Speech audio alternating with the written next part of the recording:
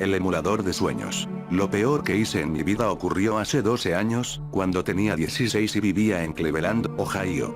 Fue al comienzo de otoño, cuando las hojas estaban empezando a tornarse naranjas y la temperatura comenzaba a decaer, haciendo alusión al torrente frío que estaba a pocos meses de distancia.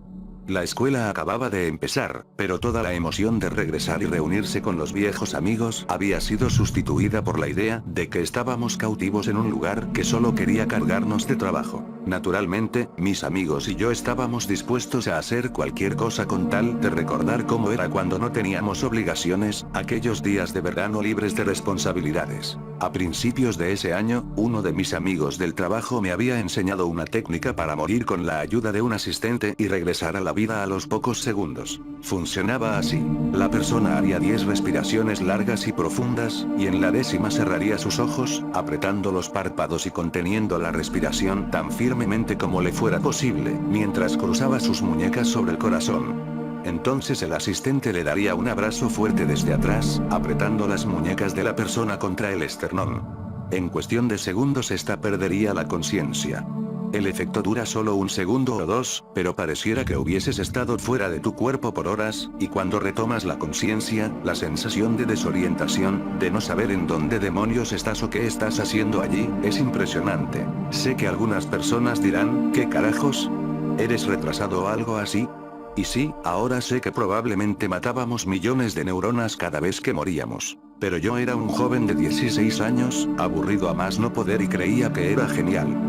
Los alentaría a probarlo para que lo experimenten por su propia cuenta, pero luego de lo sucedido, nunca se lo recomendaría a nadie. Otro efecto secundario interesante de esto, que fue en realidad la razón por la cual lo hacíamos, es que mientras permaneces fuera de tu cuerpo, siempre estás lúcido y tienes sueños vívidos que puedes recordar fácilmente al despertar, todo esto debido a que solo te has dormido por unos segundos.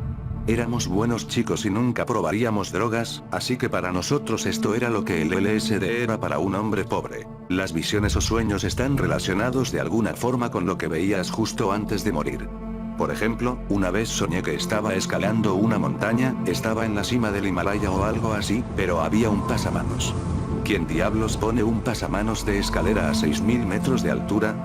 Cuando volví a mi cuerpo y recordé en dónde estaba, me di cuenta de que había estado mirando la escalera que se encontraba en una esquina de la sala de estar de mi novia.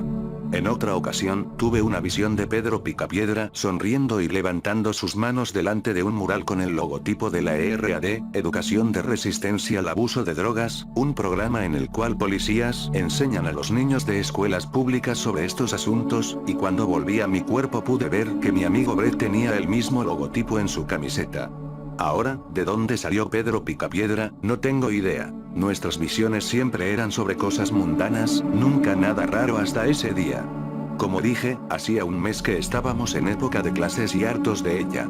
Habíamos salido a pasar el rato afuera, estábamos sentados en las vigas de las torres de alta tensión, en la parte de abajo. Mi amigo Mike subió hasta el segundo nivel de las vigas para estar más alto. Era un cálido día de octubre y el cielo estaba gris.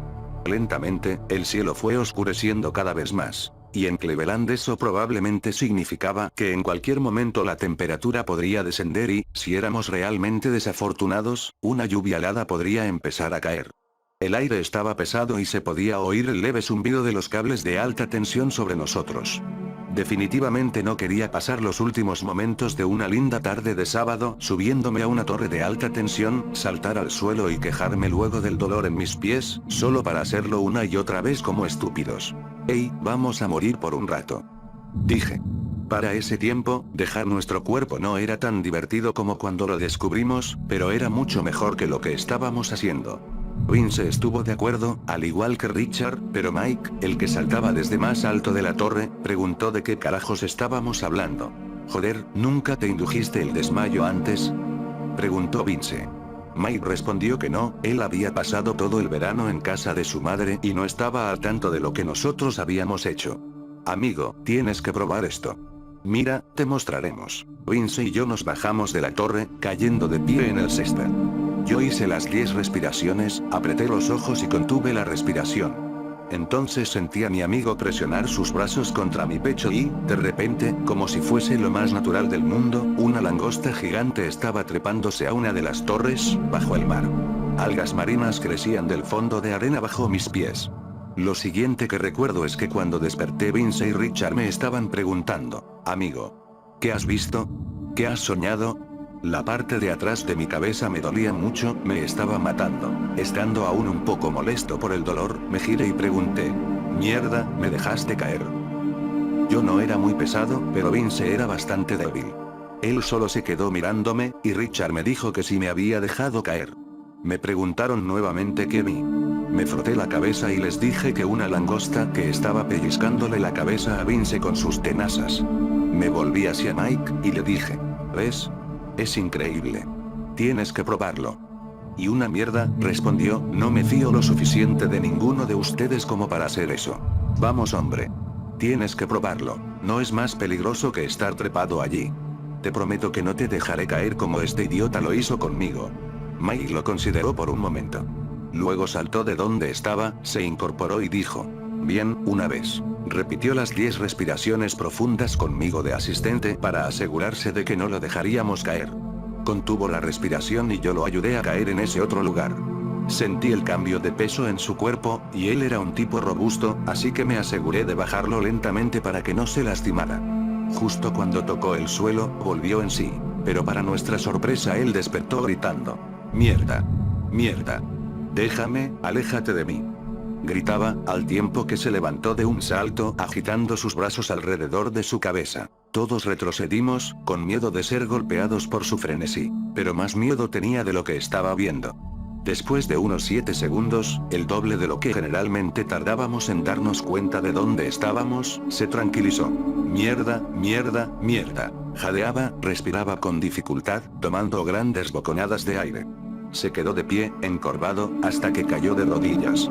Comenzó a mecerse, retorciendo las manos y murmurando. Santa Madre de Dios, ¿qué demonios has visto?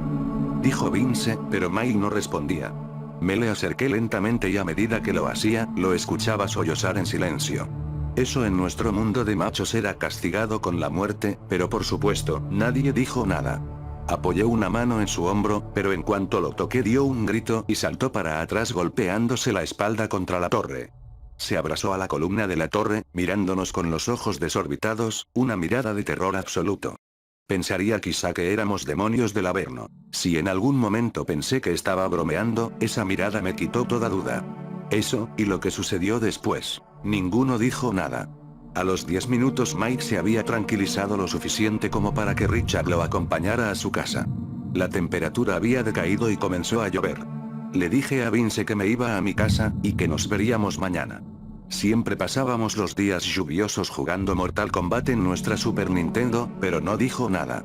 Probablemente querría pasar un tiempo a solas para reflexionar sobre lo que había pasado. Al día siguiente fui a ver cómo estaba Mike, pero él y su familia salieron todo el día.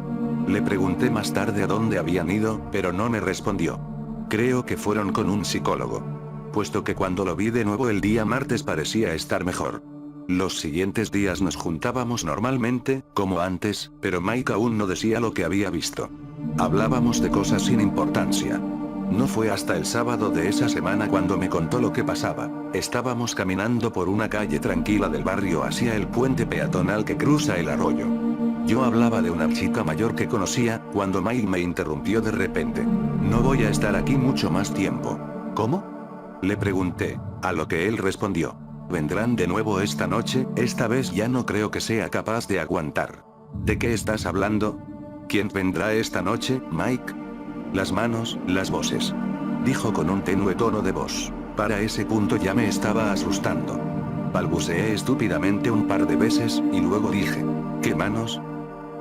Por la noche miro el árbol que está frente a mi ventana, y luego todo se pone negro. Entonces veo decenas, cientos, miles de ellas empujando contra el vidrio. ¿Y qué haces? Retrocedo, durante toda la noche, pero estoy cansado. No puedo mantenerlas afuera más tiempo.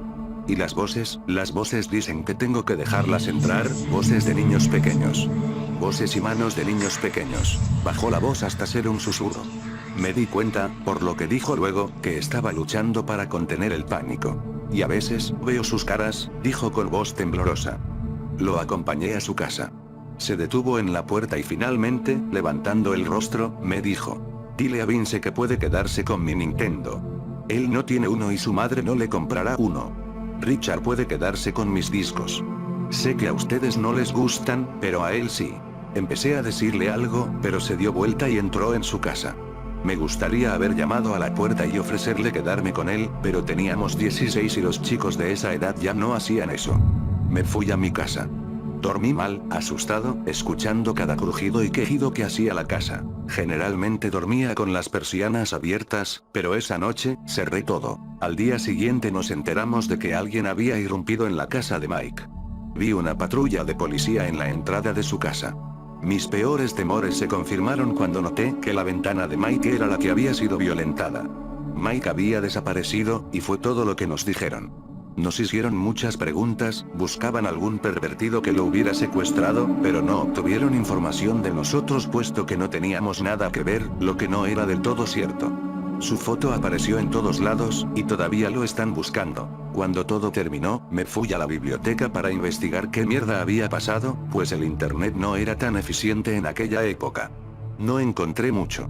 Lo más relacionado que encontré fue algo que aprendí tiempo después, en mi clase de Historia Universal.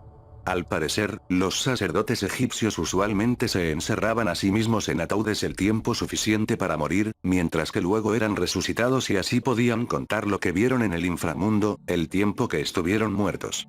Solo puedo pensar que por el clima, o por la electricidad en el aire, Mike pudo tener una experiencia más intensa que la nuestra. Tal vez golpearme la cabeza me salvó de lo que él sufrió, no lo sé. Es algo que aún no termino de entender. A veces acordarme de todo esto me hace temblar.